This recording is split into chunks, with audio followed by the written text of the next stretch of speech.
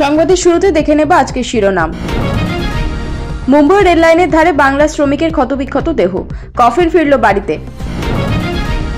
BLO এবং বিএলওদের হাতে এসআইআর এর নথি দেওয়ার প্রয়োজন নেই জানিয়ে দিল নির্বাচন কমিশন। সবাই বিএলও, পড়াবেন কে?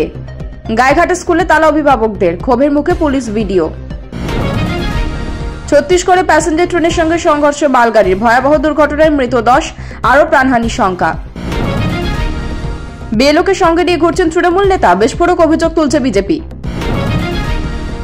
যা নেই তা দেব কোথা থেকে? এনুমারেশন ফর্ম ফেরালেন সাবেক ছিটমহলের বাসিন্দারা, জবাব দিতে না পেরে ফিরলেন বিএলআররা।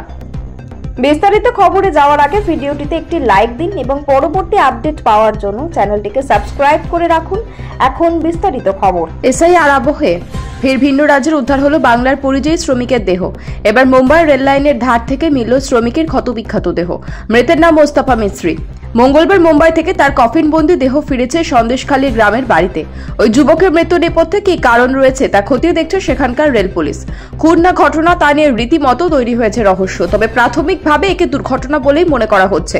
ময়নাতদন্তের রিপোর্ট এলে বিষয়টি আরও স্পষ্ট হবে বলে জানা গিয়েছে পুলিশ সূত্রে। ইতিমধ্যে শ্রমিকের মৃত্যুর সঠিক কারণ জানতে মুম্বাইয়ের পুলিশ প্রশাসনের সঙ্গে যোগাযোগ করা হয়েছে বলে জানিয়েছেন বসিরহাট জেলা পুলিশ সুপার হোসেন মেহেদি রহমান। এই ঘটনায় এলাকায় নেমে এসেছে শোকের ছায়া। জানা গিয়েছে বছর মোস্তফার বাড়ি উত্তর 24 পরগনার সন্দেশখালী 2 নম্বর ব্লকের দুর্গামণ্ডপ এলাকায়। বাড়িতে তার বৃদ্ধ বাবা মা রয়েছেন। পরিবারের আর্থিক অবস্থা খুব একটা ভালো নয়। আর্থিক দুরবস্থা কাটাতে 6 মাস আগে মোস্তফা পাড়ি দেন সুদূর মুম্বাইয়ে। সেখানে তিনি ঠিকা শ্রমিকের কাজ করতেন।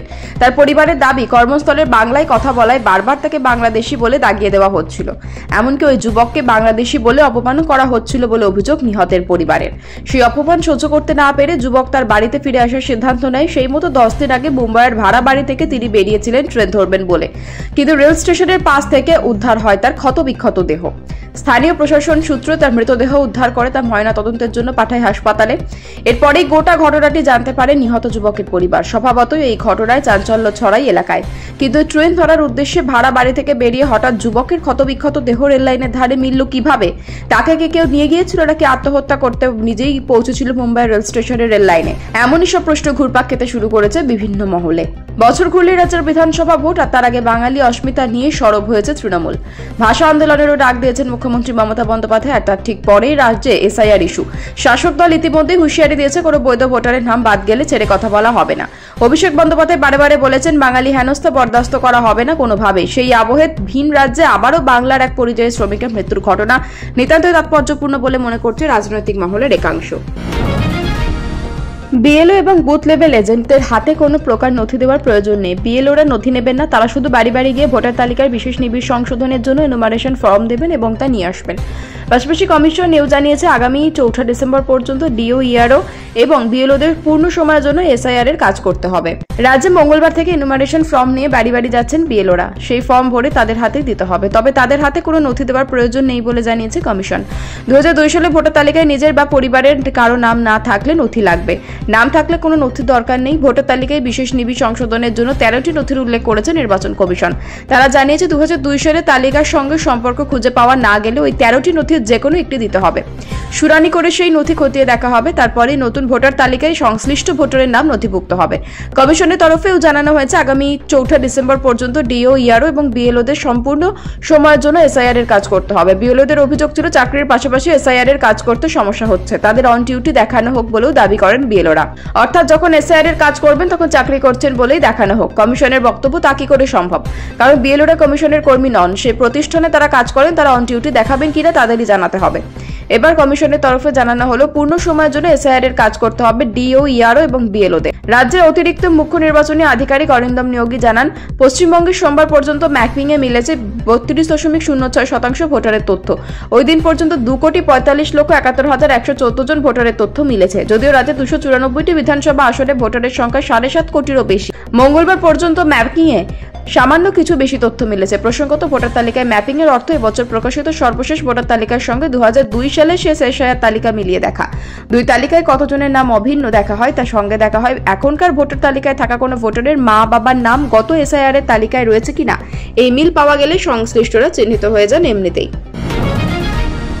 স্কুলে 3 শিক্ষক আর 3 জনই ভোটার তালিকার কাজের দায়িত্ব পেয়ে বেরোবেন মাঠে।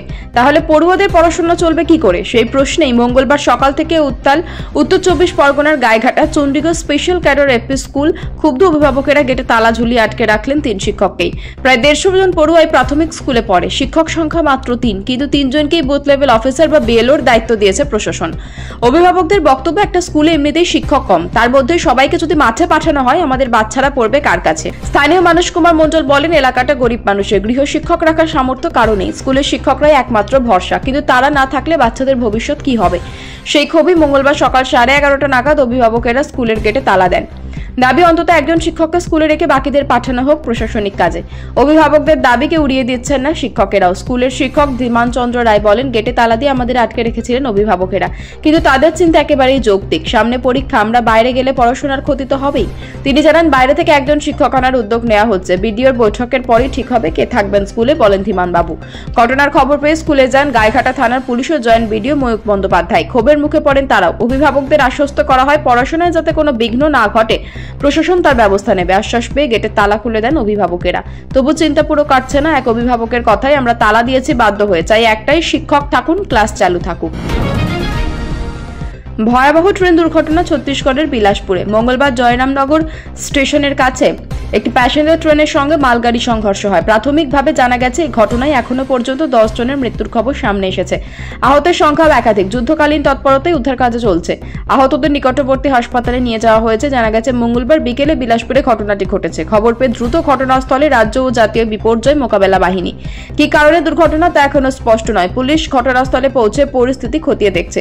ইতিমধ্যে ঘটনাস্থলে পৌঁছেছেন রেলের উচ্চপদস্থ আধিকারিকরা। সাম্প্রতিককালে ভারতে একের পর এক রেল দুর্ঘটনা যাত্রীদের নিরাপত্তা ঘিরে প্রশ্ন তৈরি করছে। গত বছর অক্টোবর মাসে মহীশূর দ্বারভাঙ্গা বাগমতি এক্সপ্রেসের সঙ্গে মুখোমুখি সংঘর্ষ হয় মালগাড়ির। একই লাইনে 2টি ট্রেন চলে আসে। দুর্ঘটনার জেরে 5টি কামরা লাইনচ্যুত হয়ে যায়। 2টি কামরায় আগুন লেগে যায়। বেশ কয়েকজন গুরুতর আহত হলেন, কোনো প্রাণহানি হয়নি। শুরু হয়ে গিয়েছে মূল পর্বের এসআইআর পর্ব। ট্রেনিং শেষে এবার বাড়ি বাড়ি যেতে শুরু করেছেন বিএলওরা। আর এই পর্বে উঠে আসছে গুচ্ছ গুচ্ছ অভিযোগ। কোথাও অভিযোগ খোদ বিএলওই তৃণমূল কর্মী, কোথাও আবার অভিযোগ অনুমোদন ছাড়াই বিএলওর সঙ্গে বিএলও হিসেবে ঘুরছেন তৃণমূল কর্মীরা। এরই মধ্যে এবার বিস্ফোরক অভিযোগ উঠছে মালদহ থেকে। অভিযোগ, বিএলওকে সঙ্গে নিয়ে ঘুরছেন তৃণমূল নেতার সঙ্গে একদল তৃণমূল কর্মী। এই বিতর্কে সরগরম জেলার রাজনৈতিক মহল।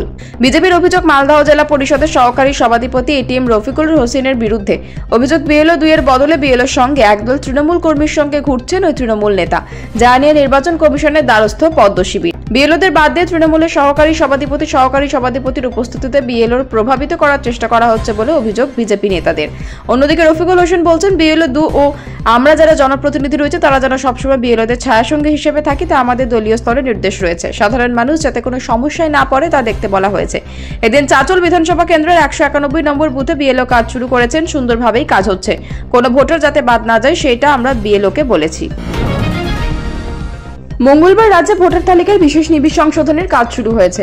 অন্য জায়গার মতো কোচবিহার জেলার দিনহাটায় সাবেক ছিটমহলেও গিয়েছেন বিএলওরা, কিন্তু তাদের হাত থেকে এনুমারেশন ফর্মই নিয়ে ফেরত দিচ্ছেন না ছিটমহলে পোয়াতুর কুঠির বাসিন্দারা। তাদের প্রশ্ন, যা নেই তা দেব কোথা থেকে? 2015 সালের 31শে জুলাই মধ্যরাতে ভারত বাংলাদেশের মধ্যে ছিটমহল বিনিময় চুক্তি কার্যকর হয়। সেক্ষেত্রে বাসিন্দারা নাগরিকত্ব প্রমাণে কি নথি জমা করবেন তা নিয়ে প্রশ্ন উঠেছে।